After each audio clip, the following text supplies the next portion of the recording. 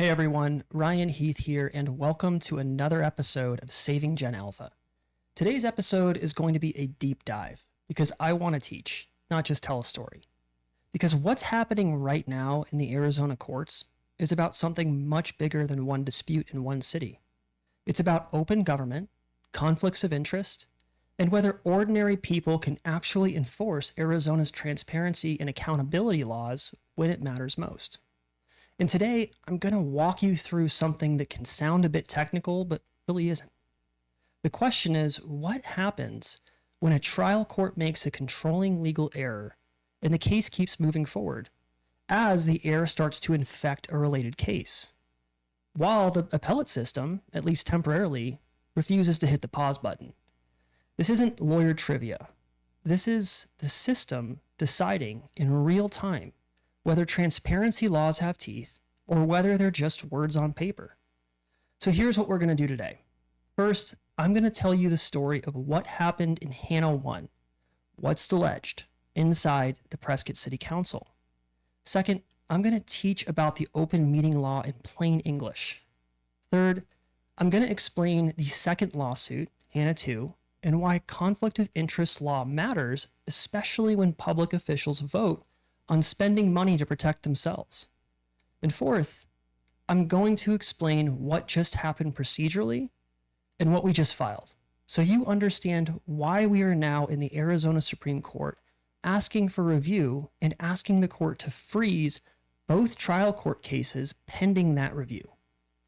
But first, I have to provide a quick disclaimer. I'm a lawyer, but I'm not your lawyer. This is general education about commentary and public filings, along with public law concepts. And when I describe events, I'm doing so based on what is alleged, argued, and according to the pleadings, because the courts get to decide the facts. My job is advocacy. Okay, let's get started.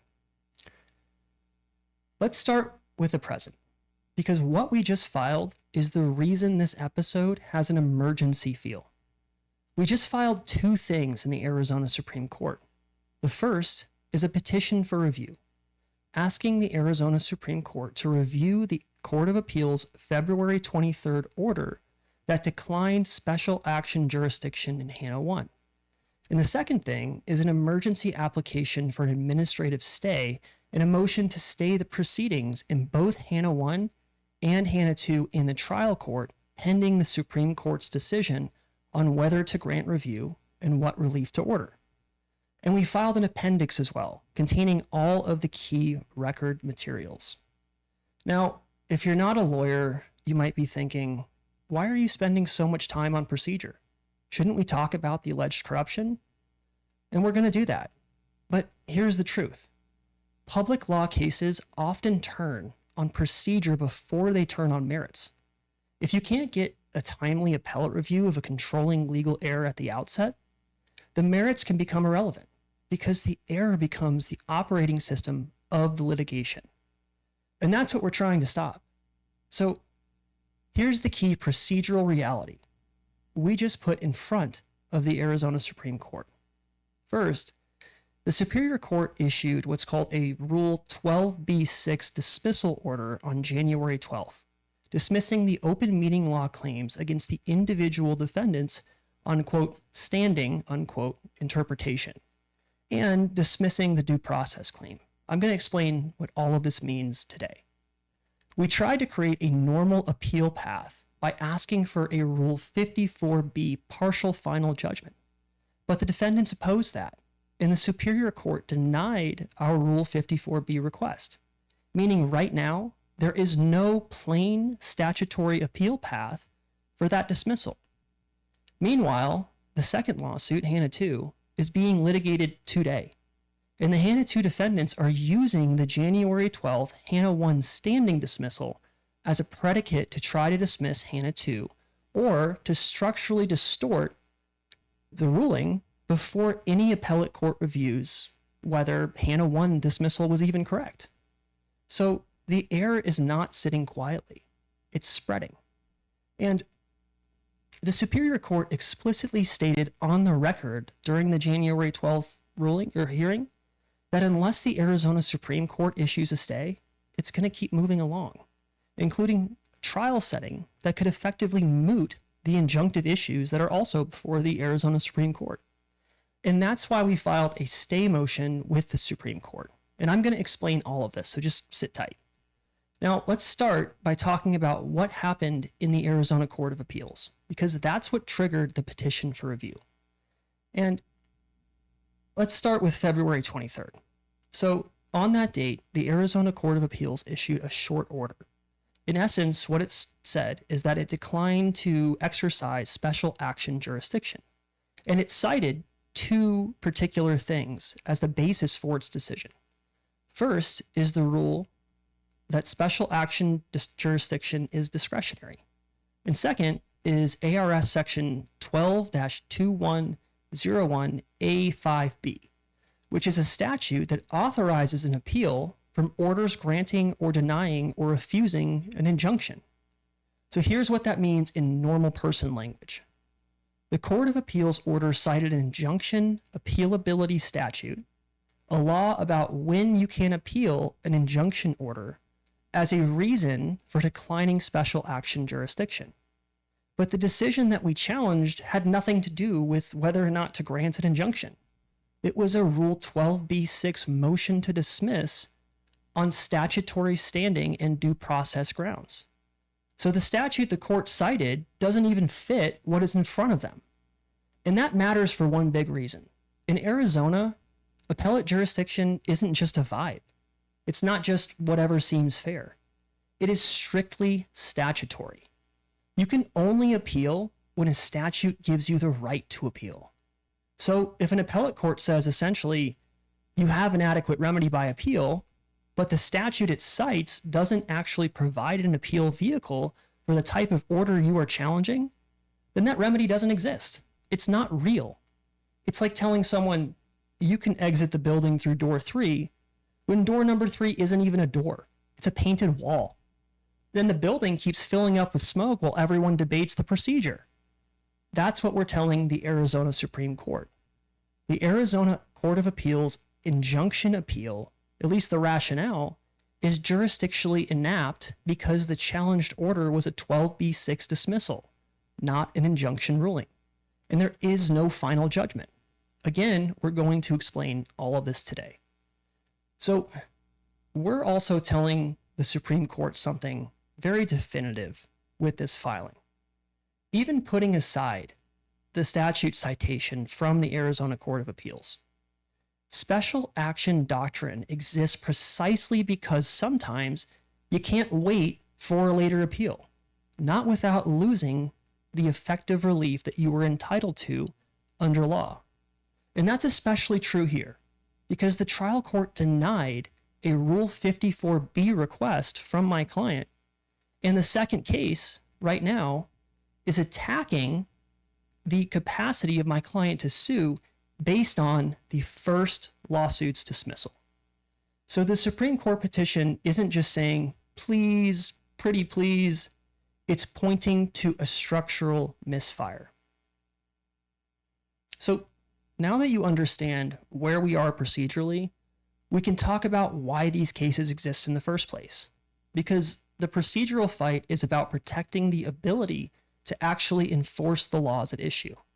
So let's jump back to the beginning. If you've ever thought the government is going to do what it's going to do, this is all insider baseball, regular people cannot make a difference, then the open meeting law and the conflict of interest law are the direct answer to that. These are the laws that say government decisions are supposed to happen in public. Officials are not supposed to vote on matters where they have a personal stake. And when those rules get broken, there are supposed to be real consequences. It's not just an oopsie. And that's what Hanna 1 and Hanna 2 are all about. Do these guardrails actually function? Or are they empty promises, technically on the books, but practically unenforceable?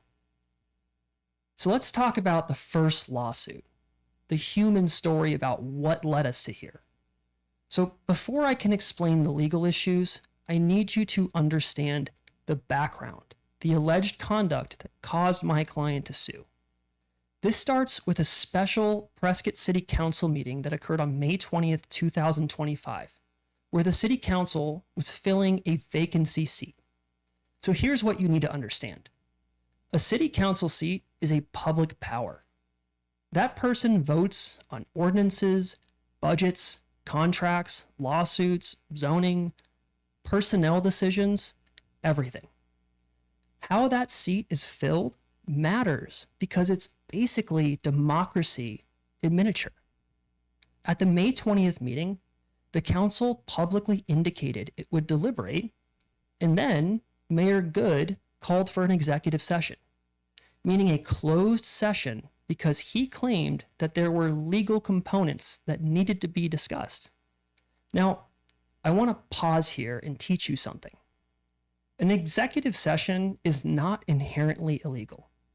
Government bodies can sometimes meet privately for limited reasons, like attorney advice, certain personnel matters, or litigation strategy. But the open meeting law draws a hard line.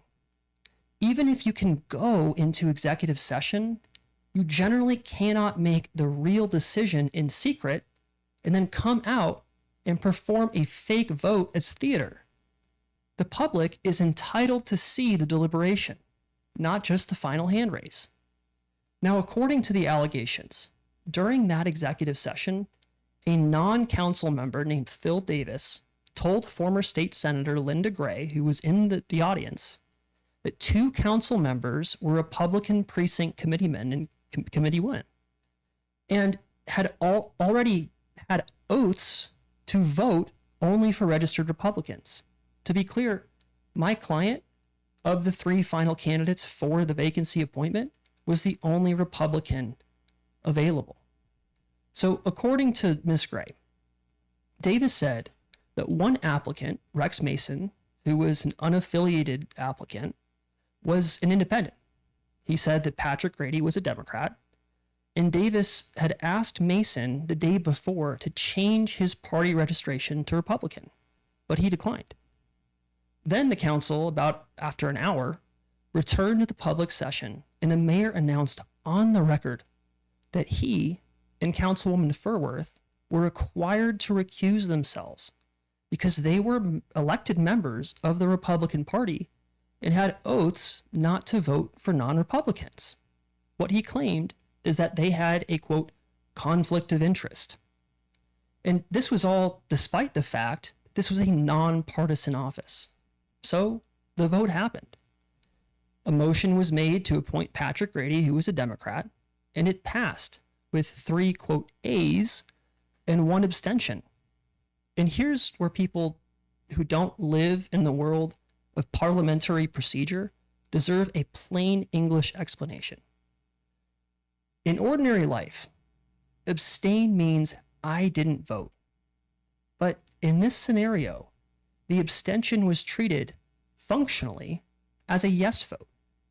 At least that was part of the alleged plan. And the complaint alleges that this wasn't accidental. It was strategic. So the day after Mr. Grady was appointed on May 21st, Councilman Ted Gambogi wrote an email to a member of the public describing what occurred during executive session, including that Ms. Cantelme, one of the members of the city council, chose to abstain, which is a yes vote. And then that the two members he had consulted with before the meeting, Mr. Moore and Mr. Montoya, flipped to Mr. Grady. So the public saw a vote, but what Hanna 1 alleges is that there was private alignment and pre-decision making outside of the public view. It was decided, according to the complaint, that Mayor Good, Ms. Furworth, and Ms. Cantelme advertised publicly explaining, at least not publicly, but privately explaining to the other people who were in the executive session how it was that they were going to participate in the vote. This was not mere deliberation. The complaint also alleges that there were private pre-meeting discussions and private coordination that happened outside of the public's view.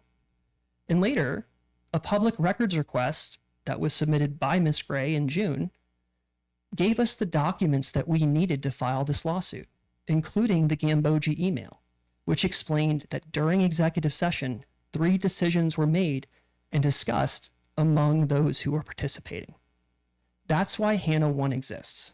Not because my client didn't win. In fact, she doesn't even care if she is appointed to the seat. She just wants a fair process. The real question that we're litigating over is this.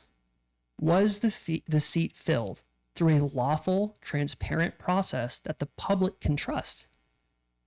So Hanna 1 is not just about politics. It's about 2 buckets of law. First is the Prescott City Charter, how the city's own rules govern voting and procedure for an appointment on the city council when a vote to fill that seat is impracticable. And the second issue is Arizona's open meeting law, whether the deliberations and decision were made openly or secretly. And Hanna 1 also included a due process claim, and we'll talk more about that later. Now, the trial court's January 12th ruling matters because it did 2 huge things. First, it dismissed the open meeting law claims against the individual defendants based on a statutory standing reasoning that a private person affected can sue the public body as a plaintiff, but cannot sue the individuals. The court stated that only the Attorney General can sue the individuals for knowing and intentional violations of the open meeting law. And then second, it dismissed the due process claim on the premise that the right lands in the seat, not the process, even though our theory is explicitly process-based and we disclaimed on the record any right to the seat. So importantly, the trial court did not dismiss everything. The open meeting law claim against the city continues, but the who can be sued issue is critical. But because it affects deterrence, accountability, and the structure of enforcement. So let's take a moment to teach about what standing means in plain English, because a lot of people are probably missing that. Standing is basically the legal answer to this question. Are you the right person to bring this particular claim? It's the court saying, are you affected? Does the law give you the right to enforce it? Are you bringing a type of claim that this statute allows? Now, in open meeting law, Arizona has a statute that says, quote, any person affected, end quote, can sue to enforce compliance. So the fight is not about, can the public body be sued? The question really is, can private plaintiffs sue individual officials in their personal capacities, the people who were allegedly part of the unlawful conduct? Or is that reserved only for the Attorney General? And that's a big deal, because the answer to that question determines whether accountability is personal or whether it becomes purely institutional, meaning taxpayers fund litigation when the individual officials are insulated. And that matters for deterrence. If I told you, if you break this rule, the public will have to sue your employer and your employer will likely pay the cost, that is not the same deterrent effect as if I told you, if you knowingly violate the law, you could personally be assessed costs and attorney's fees, and you could face removal from office. Now let's connect that to the statute. The key open meeting law enforcement mechanism is codified in ARS section 38-431.07a. And what's important for the listeners is not memorizing that number. It's understanding what this statute does. In the filings in the record we just put before the Arizona Supreme Court, we focus on a core statutory structure. The statute allows a lawsuit by a private person affected. It also contemplates officer-specific consequences, including attorney's fees, costs, and other remedies, especially where there is a knowing or intentional violation. The trial court concluded that the Attorney General is the only person who can sue individual officials for knowing violations. and that a private person can sue only the public body. So our argument, simplified, is this.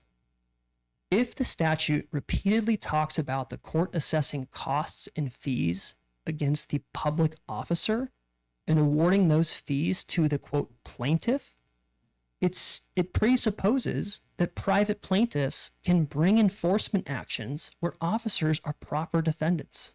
Otherwise, portions of the statute become functionally dead text. And courts are not supposed to interpret statutes so that important operative language becomes meaningless. Now, that's statutory interpretation talk. Let me translate it like a normal person. If the legislature wrote a law that says, if you violate this law knowingly, you can personally be assessed costs payable to the plaintiff, it would be strange for a court to then say, but plaintiffs can never sue you, so don't worry. That's the tension. And that's the legal issue that, in our view, must be corrected because it has statewide consequences for open government enforcement. And there is another statutory rule that matters a lot here. Arizona's open meeting law includes an express policy directive, which is codified in ARS section 38-431.09, which states that this law must be construed in favor of open and public meetings. So when you have two possible interpretations, courts are supposed to choose the interpretation that favors openness, not the one that narrows enforcement. And that's part of what we're explaining to the Supreme Court. Now let's talk about the second lawsuit, Hanna 2, because this is what turns Hanna 1's standing ruling from interesting to urgent.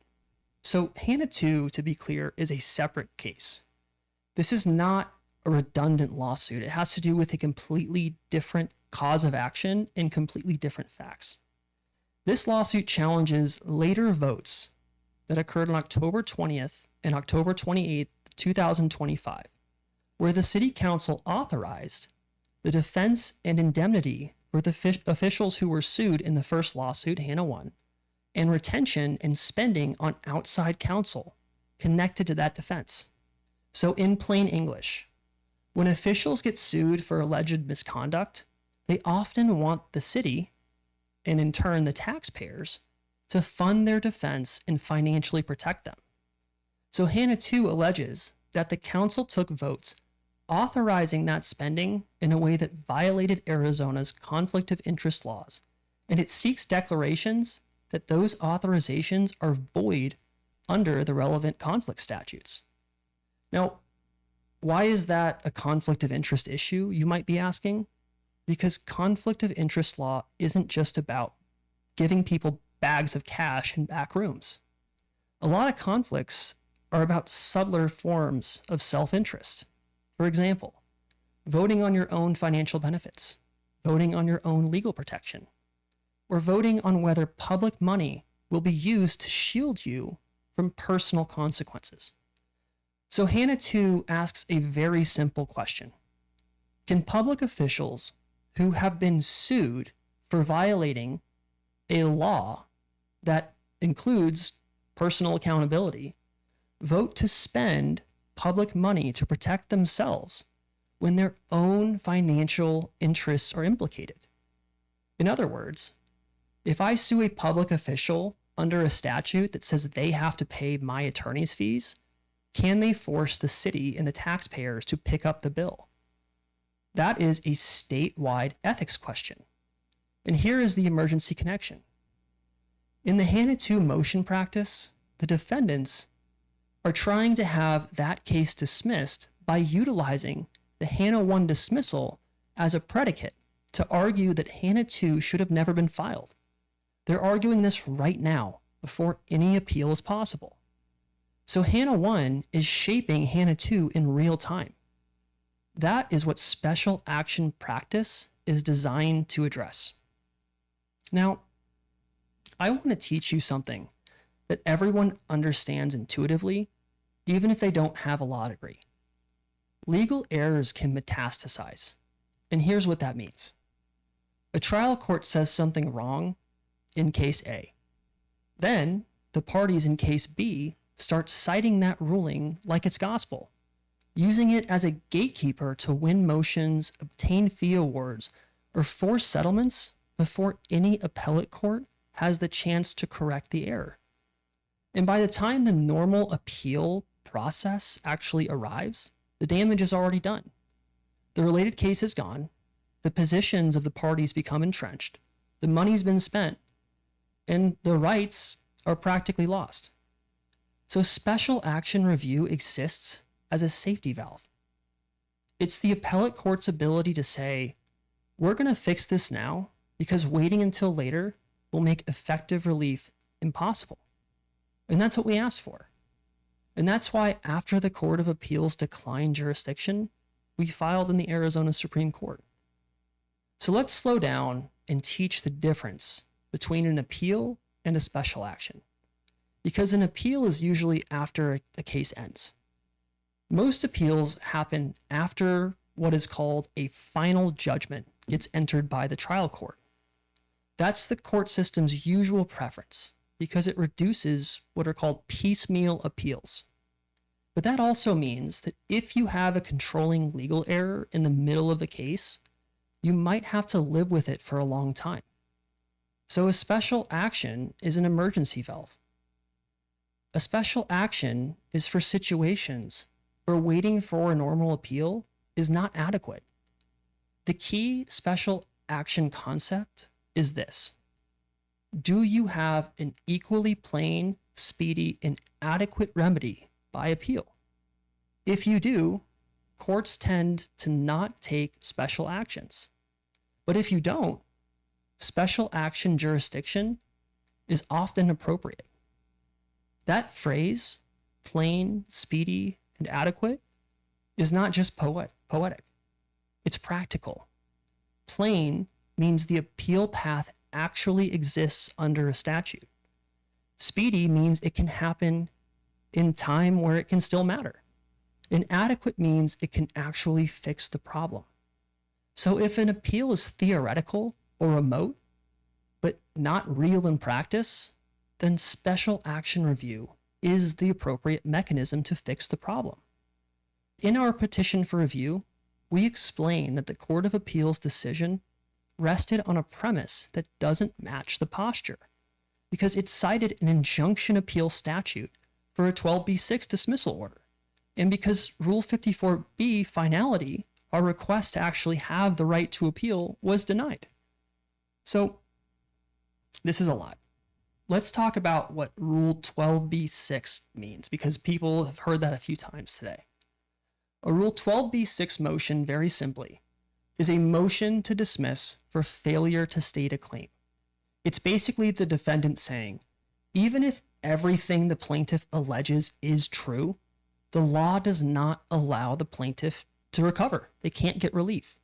It's a pure legal filter. It's not supposed to decide disputed facts. It's supposed to assume that what the plaintiff alleges is true. It is not supposed to weigh credibility. It is simply supposed to ask, if these allegations are true, is there a legal claim that is recognized by law? So when a court dismisses parties or claims on a 12b6 motion, that's often exactly the kind of issue that appellate courts can decide quickly because it's legal interpretation. It has nothing to do with the facts. And it's also exactly the kind of issue where special action review can be appropriate if there's no adequate appeal path. And that's what we're dealing with. Let's take another step back and talk about what Rule 54b means. Rule 54b is a procedural tool that can create appealability when a trial court dismisses some claims or some parties, but not all of them. Now think about it like slicing up a case, or even a cake, I guess is probably a better analogy. If you can separate one slice cleanly enough, the court can certify that slice as final, so you can appeal it now. And we asked for that. But the defendants opposed it because they don't want the question answered. They don't want us to litigate whether or not they can be held personally accountable before the lawsuits conclude. So sadly, the Superior Court denied our request for an appealable order. And that matters because it confirms what we've been saying all along. There is no plain, immediate appeal vehicle for the January 12th dismissal, which is why special action review is necessary to prevent compounding harm. Now let's talk about the stay motion, because a stay sounds like legal jargon, but it's actually very simple. A stay is the legal version of hitting the pause button. It's not saying that the case is over, it's not saying that somebody won, and it's not saying someone lost. It's just saying stop the machine while the higher court decides the threshold legal questions. And we asked for two forms of a stay. The first is an administrative stay, meaning an immediate pause while the Supreme Court considers the stay motion. And the second aspect is a stay pending disposition of the petition for review, meaning we want to pause both cases while the Supreme Court decides whether to grant review, and if granted, while it decides the merits. So why are we asking for a stay?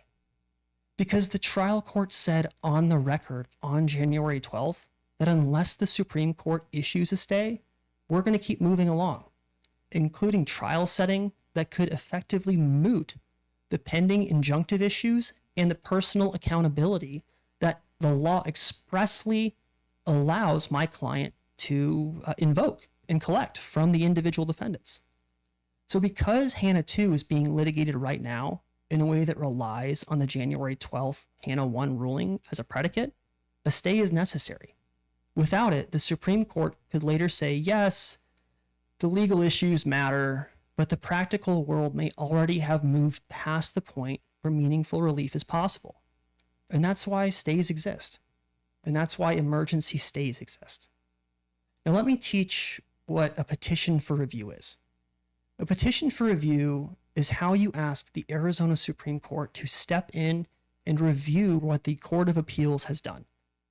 In this petition for review, we are asking the Supreme Court to review the Court of Appeals decision declining special action jurisdiction because that declination was based on a stated rationale that does not match the posture, and because this situation lacks a plain, speedy, and adequate remedy by appeal. And we also identify additional issues that were presented but not decided by the Court of Appeals, like the underlying standing construction in the due process dismissal premise, because those are the core legal questions that drive our litigation structure. In addition to that, we requested expedited relief and oral argument because this is not an academic debate. It is already causing compounding harm across Hanna 1 and Hanna 2. Now I want to teach one concept that sounds fancy, but is actually intuitive. Arizona courts describe the open meeting law as, quote, prophylactic. That means the law is designed to prevent harms before they happen. So the open meeting law is not only about catching corruption after the fact. It's about forcing deliberations into the open so the public can participate meaningfully. Because here's the truth. If the public only learns what happened after the decision is finalized, the public isn't participating. The public is just watching the credits roll. So the open meeting law generally prohibits a few things. First, secret deliberations. Second, private alignment. Third, pre-decisions. And four, staged public votes. And the legislature's policy directive requires that this statute be construed in favor of openness. So if a court interprets the enforcement statute in a way that narrows deterrence and accountability, that can conflict with the statutory directive and the purpose of the law. And that's why the question of who can be sued is not minor. It goes to the heart of whether the law actually functions as intended. Now let's talk about the conflict of interest law for a minute so we can catch everyone up on what that means. The conflict of interest statutes exist because public officials are human beings. They have personal incentives. They have reputations. They have careers. They have financial exposure. So this law draws a line. If you have a personal financial interest in the outcome, you have to disclose it, and you don't get to participate in the decision. Why?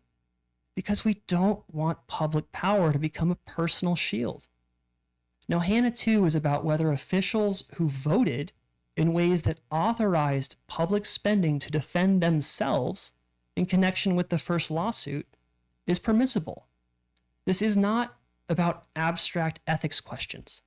This is a concrete lawsuit because it determines who controls the litigation posture, who pays, whether the public is funding defense strategy that protects individual exposure, and whether the conflict of interest statutes have any teeth. And that's why Hanna 2 matters so much. Because if officials can vote themselves protection and funding without conflict enforcement, then accountability collapses into a closed loop. All right, so let's talk about what entrenchment means. Entrenchment is when litigation positions and procedural posture harden over time, making it later more difficult to correct and practically impossible to correct in many instances. So even if we ultimately get to appeal the decision after there is a trial, and the court later says, well, the earlier ruling was wrong, you should have actually had the individual defendants in the lawsuit, you can't always unwind the practical consequences. The case may have been dismissed, the deadlines may have passed, legal positions may have been locked in, and money may have been spent. The public in such situations loses confidence, and their trust in the judiciary can be irreparably damaged. And that's why timing matters. And that's why special actions exist. That's why stays exist. That's why we asked the Supreme Court to intervene now. So the logical question for everyone is, what happens next? So here's what to watch for, because these are the decision points that actually matter. The Arizona Supreme Court could issue an administrative stay, an immediate pause while it considers our stay motion. The court could also grant a stay pending review, preserving the status quo across Hanna 1 and Hanna 2, while it decides whether to grant review, and if it does, how to rule. The court could also grant review of the Court of Appeals declination and decide what the Court of Appeals should have done, given that the declination cites an injunction applicability statute, while the challenged order was a 12b6 dismissal and a Rule 54b request had been denied. So if review is granted, the court could address the legal issues directly or send the matter back down with instructions that preserve effective review. And the reason this matters is simple. Open government laws only matter if they can be enforced in time to matter. So let's close this out. If you take anything away from this episode, let it be these points. The open meeting law is supposed to prevent secret decision making, not just punish it after the fact. The conflict of interest law is supposed to stop officials from using public money as a personal shield. And procedure is not a sideshow. Procedure determines whether the law can function. Finally, the question of whether you can appeal later is meaningless if there is no real appeal path and if the case is moving in ways that destroys effective relief later. That's why we filed in the Arizona Supreme Court and why we asked for an emergency stay of both Hanna 1 and Hanna 2 in the trial court. All right, if you've made it this far, thank you. I will keep you updated as soon as the Arizona Supreme Court acts, especially on the stay. Until next time, I'm Ryan Heath. Thank you for listening, and thank you for watching Saving Gen Alpha.